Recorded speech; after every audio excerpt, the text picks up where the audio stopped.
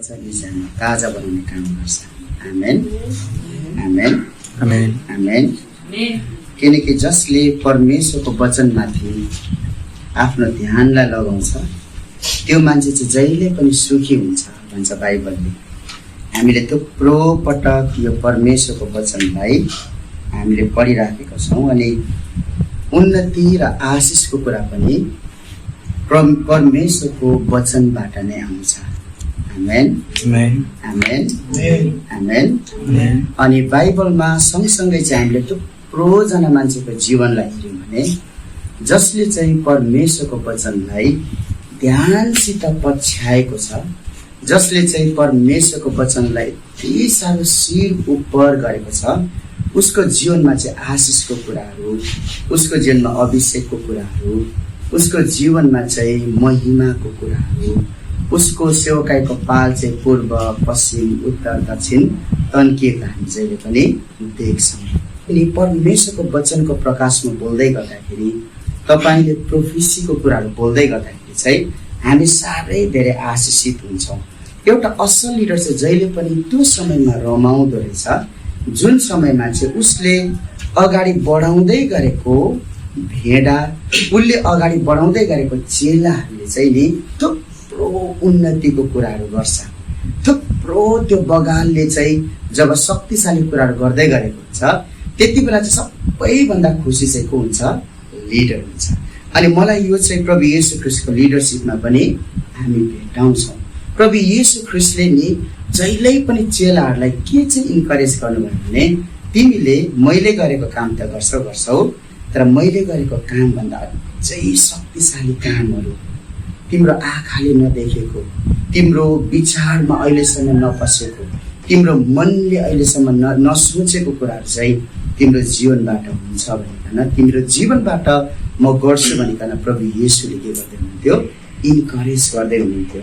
अनि तपाईँ मजाले प्रभु यो लकडाउनको समयमा मैले के चाहिँ थाहा गर्दै थिएँ भने नि, तपाईँले आराधना गर्दै गर्दाखेरि, तपाईँले परमेश्वरको वचनलाई बोल्दै गर्दाखेरि, तपाईँले प्रोफेसीको कुराहरू बोल्दै गर्दाखेरि चाहिँ नि मलाई मजा लाग्दै थियो। तपाईँ लकडाउनमा घरमा बस्दाखेरि चाहिँ नि तपाईँको स्पिरिचुअल जुन एउटा स्ट्यान्डर्ड छ त्यो कुरालाई चाहिँ तपाईँले तानिकन माथि लाँदै हुनुहुँदैछ। आमेन आमेन।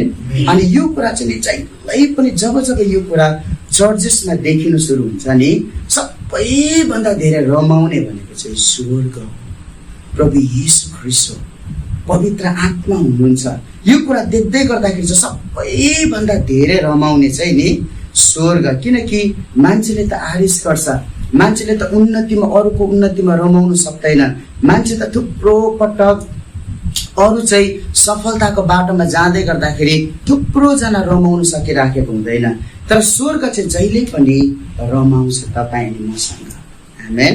हामी कन्टिन्यू 3 दिन अगाडिदेखि चाहिँ यो अन्तिम म्यासेज हो अनि सायद हामी छोटो प्रार्थना गर्छौँ। यस पछाडि अन्तिम म्यासेज म तपाईँको बिचमा बोल्न गइराखेको छु अनि एउटा नयाँ विषयमा म चर्चा गर्न लाग्दैछु तपाईँसँग।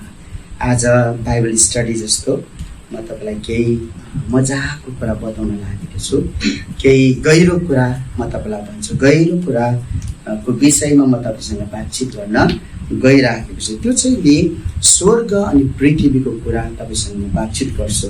तर 3 दिन अगाडिदेखि कन्टिन्यू हामी के कुरामा बसिराखेको छौँ भन्दाखेरि चाहिँ नि प्रार्थना कन्टिन्यू हामी गरिराखेको छौँ। अनि 2014मा म नेपाल प्राइम मिनिस्ट्रीसँग जोडिएँ। 2014देखि यता यसरी हामी प्रार्थनामा जुटेको चाहिँ पहिलोचोटि म आफै चाहिँ, किनकि थुप्रो पटक मैले यात्रा गर्नु परेको कारणले गर्दाखेरि चाहिँ तपाईँसँग म हुनु पनि पाइनँ कतिवटा प्रार्थनामा। तर यो पालिको प्रार्थना चाहिँ हामीले रफ्तार गऱ्यौँ। यो पालिको प्रार्थना चाहिँ नि हाम्रो नन स्टप प्रेयर हो। अनि प्रार्थना गर्दै गर्दाखेरि चाहिँ के हुन्छ भन्ने कुराहरू नि थुप्रो कुराहरू छ। प्रार्थना गर्दै गर्दाखेरि चाहिँ जीवन बग्छ, प्रार्थना गर्दै गर्दाखेरि चाहिँ जीवनको कुराहरू बग्दै गरेको हुन्छ। प्रार्थना गर्दै गर्दाखेरि चाहिँ आत्मिक सम्बन्ध प्रभु येशू ख्रीष्टसँग जोडिराखेको हुन्छ, इन्टिमेसीको कुराहरू बढिराखेको हुन्छ। प्रार्थना गर्दै गर्दाखेरि चाहिँ अभिषेकको त्यो एउटा त्यो एउटा एरियाभित्र हामी पसिराखेको हुन्छौँ जुन कुरा चाहिँ प्रार्थना गर्दाखेरि मात्रै हामी पस्न सक्छौँ। तर एउटा कुरा चाहिँ म तपाईँलाई बताइराख्न चाहन्छु, त्यो चाहिँ के भने प्रार्थना गर्दै गर्दाखेरि चाहिँ नि तपाईँ अनि मेरो जीवनमा एउटा शक्तिशाली कुरा भइराखेको हुन्छ। त्यो चाहिँ शारीरिक मृत्युको कुरा, संसारको कुराहरू चाहिँ नि हाम्रो जीवनसँग गाँसिएको कुराहरू चाहिँ मर्दै गरेको हुन्छ। किनकि प्रार्थना भनेको चाहिँ के हो भने नि परमेश्वरको उपस्थितिमा बस्नु भनेको। परमेश्वरको उपस्थिति भन्नुहोस् त, परमेश्वरको उपस्थितिमा बस्नु हो। अनि बाइबलमा हामीले बाइबलको सन्तहरूलाई हेऱ्यौँ भने पुरानो करारमा थुप्रो प्रभुको दास प्रभुको दासीहरू हुनुहुन्छ। प्रभुको दास प्रभुको दासीहरूलाई हामीले हेर्दाखेरि चाहिँ नि त्यो मान्छेको त्यो सेवकको जहिले पनि उन्नति भएको छ, जो चाहिँ परमेश्वरको उपस्थितिमा के गर्यो, बस्नको लागि चाहिँ उसले आफ्नो जीवनलाई अनुशासनमा ढालेको छ, अनुशासनमा ढालेको छ। किनकि प्रेयर चाहिँ अनुशासन पनि हो, प्रार्थना चाहिँ अनुशासन पनि हो। हामी जति धेरै परमेश्वरको उपस्थितिमा बस्दै गरेको हुन्छौँ त्यति बेला चाहिँ दुईटा कुरा हुँदै गरेको हुन्छ। एउटा कुरा चाहिँ तपाईँ मेरो शारीरिक जीवन चाहिँ कमजोर हुँदै गरेको हुन्छ। अहिले हामी सबैजना शिथिल भइराखेका छौँ, हो कि होइन? तपाईँको आँखा मातेको मान्छेको जस्तो जस्तो भइराखेको छ कतिजनाको, होइन? तपाईँको शरीरमा यति साह्रो कोक्रोमा हल्लाएको जस्तो भइराखेको होला कतिजनालाई, किनकि हामीले कन्टिन्यू हामी प्रार्थनामा भएको कारणले। तर यो समय हामी के महसुस गर्दैछौँ भने नि तपाईँ मेरो शरीर चाहिँ विक हुँदैछ, तपाईँ मेरो शरीर चाहिँ कमजोर हुँदैछ। तर शक्तिशाली कुरा चाहिँ तपाईँ नि मेरो आत्मिक जीवन चाहिँ के हुँदैछ, डह्रो हुँदैछ, आत्मिक जीवन चाहिँ बलियो हुँदैछ। तपाईँ र म भित्र भएको मनुष्यता भन्छ नि आत्मिक जीवन, तपाईँ र म भित्र भएको आत्मिक जीवन चाहिँ यति साह्रो डह्रो यति साह्रो बलियो भइराखेको हुन्छ। तपाईँलाई थाहा छ शरीरमा डह्रो हुँदै गरेको मान्छेको आत्मिक जीवन चाहिँ के हुन्छ, कमजोर हुँदै गरेको हुन्छ धेरै पटक। तर जो मान्छे चाहिँ आफ्नो शरीरलाई मार्नु सिकेको हुन्छ नि त्यो मान्छेको आत्मिक जीवन चाहिँ कहिल्यै पनि कमजोर हुँदैन, त्यो मान्छेको आत्मिक जीवन चाहिँ कहिल्यै पनि दुर्बल हुँदैन। परमेश्वरको उपस्थितिमा बस्दै गर्दाखेरि दुईटा कुरा हुन्छ, मजाको कुरा। तपाईँले मर्कुसको पुस्तकमा हेर्नुभयो भने, म तपाईँलाई बाइबल नपल्टाइकन सुइसी लान्छु, मर्कुसमा चाहिँ तपाईँले एउटा पदलाई भेटाउनुहुन्छ। त्यो चाहिँ के भने जबसम्म गहुँको दाना चाहिँ जमिनभित्र माटोमा नपरिकन चाहिँ उ के हुँदैन, उम्रिँदैन अनि त्यसले चाहिँ फल फलाउँदैन। यहाँ चाहिँ नि जीवन अनि मृत्युको कुरा चाहिँ लेखिराखेको छ, जीवन अनि मृत्युको कुरा।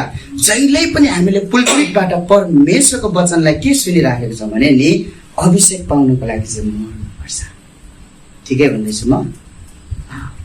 अभिषेक पाउनुको लागि चाहिँ के हुनुपर्छ, मर्नुपर्छ।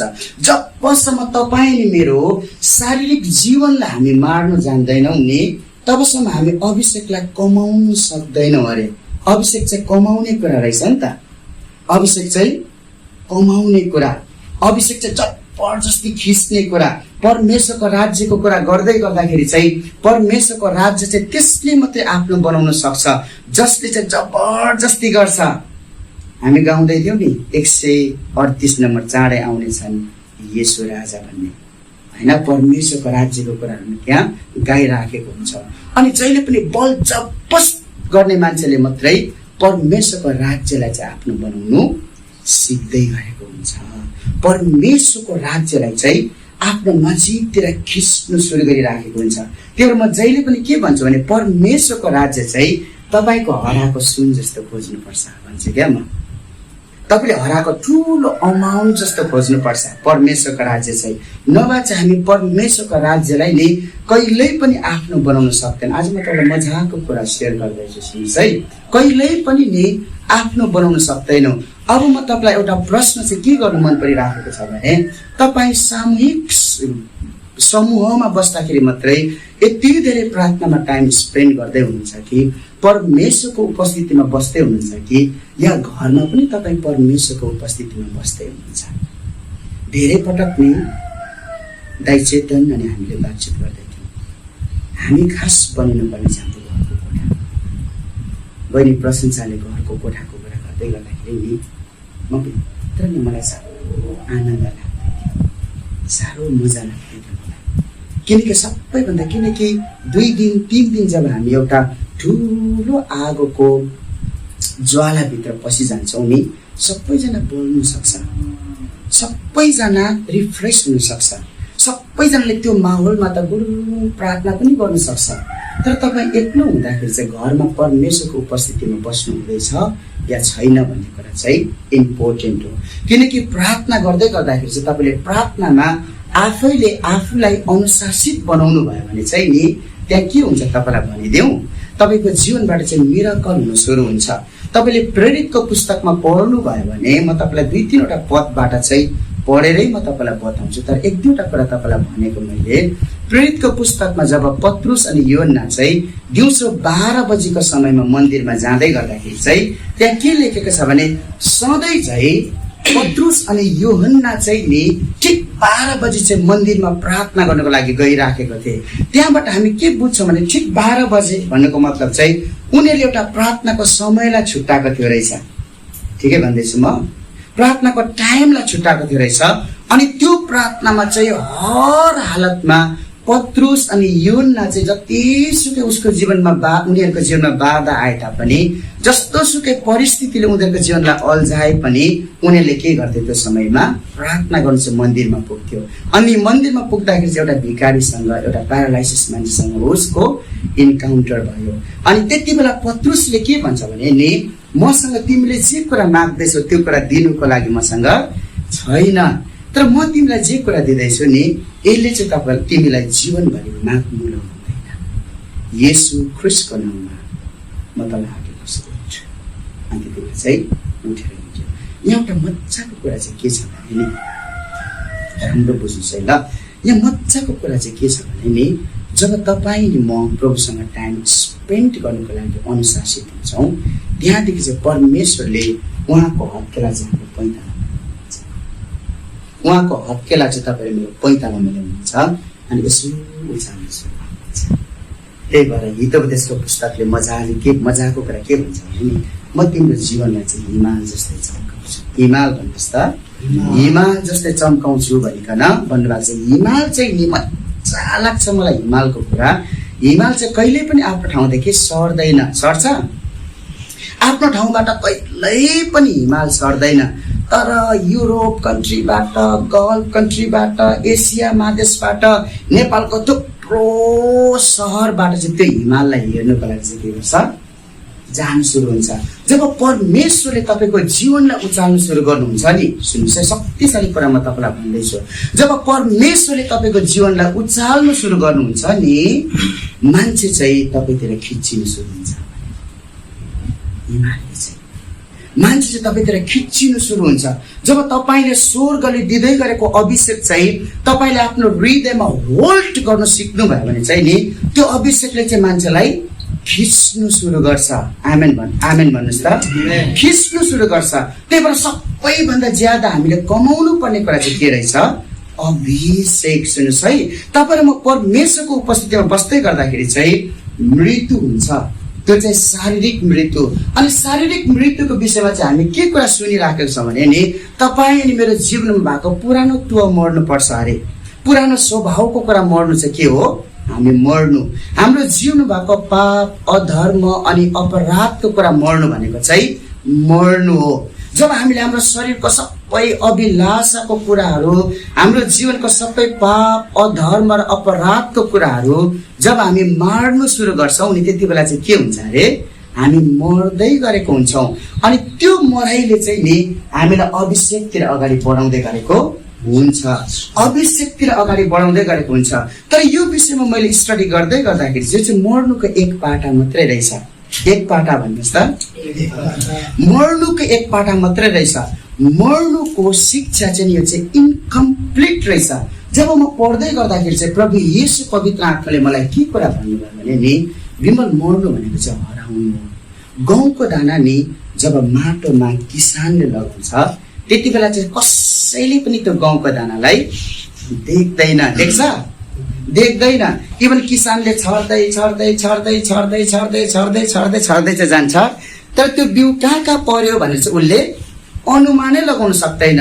तर जसै उम्रिन्छ नि उम्रिँदाखेरि चाहिँ थाहा हुन्छ यहाँ पो परेको रहेछ। सुन्नुहोस् है, जबसम्म गहुँको दाना पनि माटोले छोपिँदैन तबसम्म कहिल्यै पनि उसले चाहिँ जीवन ऊ चाहिँ जन्मिनु सक्दैन। उसले चाहिँ नि फल फलाइकन मानिस साथीको पेटलाई भर्नु सक्दैन। मर्नुको अर्को पाटा भनेको चाहिँ नि तपाईँ अनि म चाहिँ हराउनु भनेको। हराउनु भन्नुहोस् त, हराउनु। सुन्नुहोस् है, धेरै पटक नि जब हामी हाम्रो घरमा हराउनु सुरु गर्दै गरेको हुन्छ, हराउनु भनेको चाहिँ हामीले हाम्रो कोठाको झ्याललाई बन्द गर्नु, ढोकालाई बन्द गर्नु, त्यहाँदेखि चुपचाप प्रभुको प्रेजेन्समा बसिराख्नु। हामीले घर परिवारलाई भन्नु 21 दिन मलाई नबोलाउनु है, 21 दिन चाहिँ म कन्टिन्यू कोठामा जाँदैछु। त्यति बेला चाहिँ हामी के हुँदै गरेको हुन्छौँ? गहुँको दाना जस्तै हराउँदै गरेको हुन्छौँ। आमेन। गहुँको दाना जस्तै हामी हराउँदै गरेको। त्यति बेला के भन्छ भने परिवारले पनि थुप्रो पटक जब हामी परमेश्वरको उपस्थितितिर बढ्दै गरेको हुन्छौँ, परिवारले थुप्रो प्रश्नको कुराहरू उठाउनु सुरु गर्छ। थुप्रो के भएको अचेल त कोठै मात्रै पस्छ भनेको सुन्नु भएको छ? सुन्नु भएको छ नि होइन? हर समय प्रार्थना गरेर चाहिँ के तेरो प्रभुले पैसा दिन्छ भनेको सुन्नु भएको छ? सुनेको छ नि होइन? जहिल्यै पनि झोला बोकेर नेपाल प्रेयर मिनिस्ट्री भन्दाखेरि चाहिँ तेरो जीवनको सबै परिस्थिति बदलिन्छ भनेको सुन्नु भएको छ? तेरो विषयमा पनि सोच्नु पर्छ है। जब तपाईँ हराउनु सुरु गर्नुहुन्छ नि, मान्छेले तपाईँलाई औँला उठाउनु सुरु गर्छ। मर्नुको कुरामा तपाईँसँग गर्दैछ। सुन्नुहोस् है, जब तपाईँ हराउनु सुरु गर्नुहुन्छ नि, तपाईँलाई चाहिँ मण्डलीले औँला उठाउनु सुरु गर्छ। जब तपाईँ हराउनु सुरु गर्नुहुन्छ त्यति बेला चाहिँ सबै मानिस साथीको आँखाको तारा तपाईँ बनिराख्नु भएको हुन्छ। सबैले भन्छ के भएको फलमा त, के साह्रो आत्मिकी भएको, के साह्रो चाहिँ जान्ने भएको, के साह्रो कोठा पसेको, डिप्रेसन पो भएको छ कि के हो के भन्छ। तर मजाको कुरा चाहिँ के भने नि, जब संसारले तपाईँ मलाई इन्कार गर्नु सुरु गर्छ नि, त्यति बेला चाहिँ स्वर्गले हामीलाई अँगाल्नु सुरु गर्छ। स्वर्गले हामीलाई नि भाग दिनु सुरु गर्छ। स्वर्गले हामीलाई माया गर्नु सुरु गर्छ।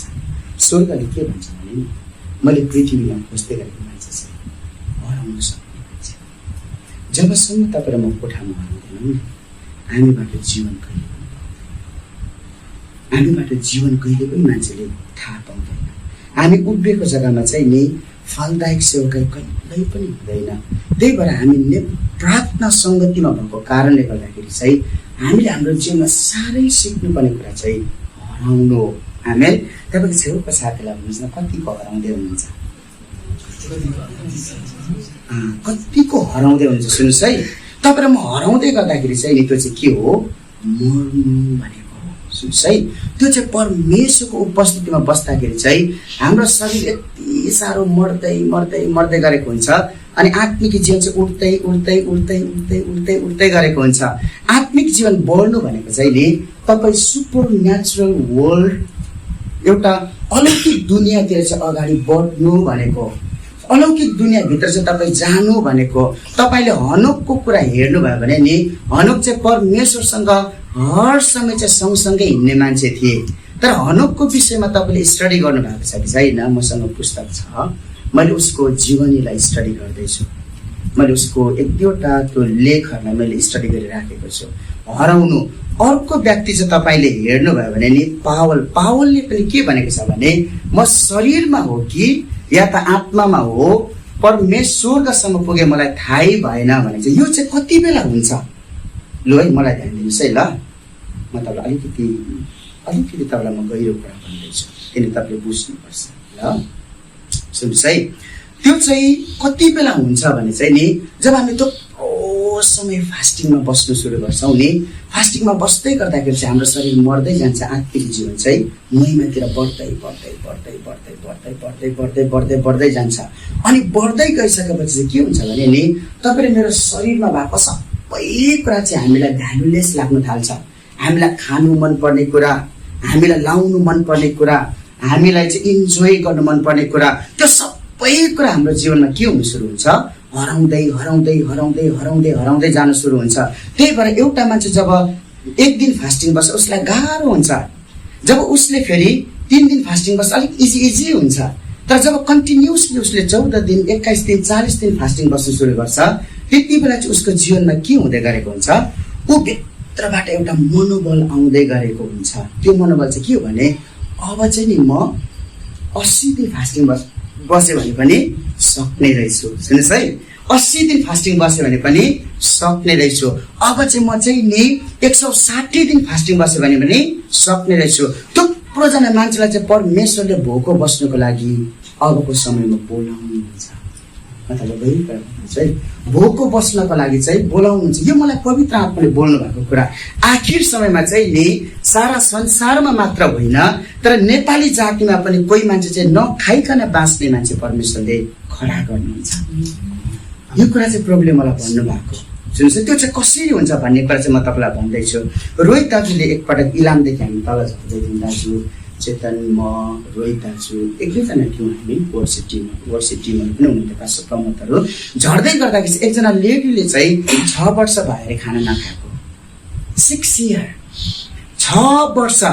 अनि हामी चाहिँ यत्रो आँखा बनाएर के भन्दै थियौँ भने 6 वर्ष पनि नखाइकन बाँच्छ, बुझेनौ नि त हामीले त्यति बेला।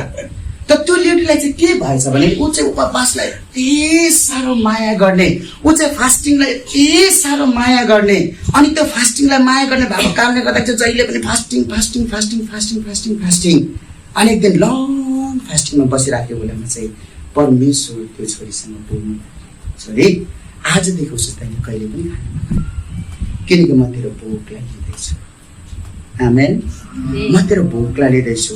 6 इयर, अहिले त 7 वर्ष भइसक्यो त्यो जो भए पनि ऊ चाहिँ 7 वर्ष भइसक्यो भोको बसेको। सुन्नुहोस् है, जब हाम्रो जीवनमा चाहिँ हाम्रो शारीरिक जीवन मर्छ र आत्मिक जीवन चाहिँ बढ्दै जान्छ नि, त्यति बेला चाहिँ हामी जसै आँखा बन्द गर्छौँ त्यति बेला हामी अलौकिक दुनियाँभित्र पसिहाल्छौँ। जब हामी व्यक्तिगत प्रार्थनामा बस्छौँ अलौकिक दुनियाँभित्र पसिहाल्छौँ। जति बेला चाहिँ हामी चाहिँ उपवासमा बस्छौँ परमेश्वरले हाम्रो आत्मिक जीवनलाई अलौकिक दुनियाँभित्र लगिहाल्नुहुन्छ।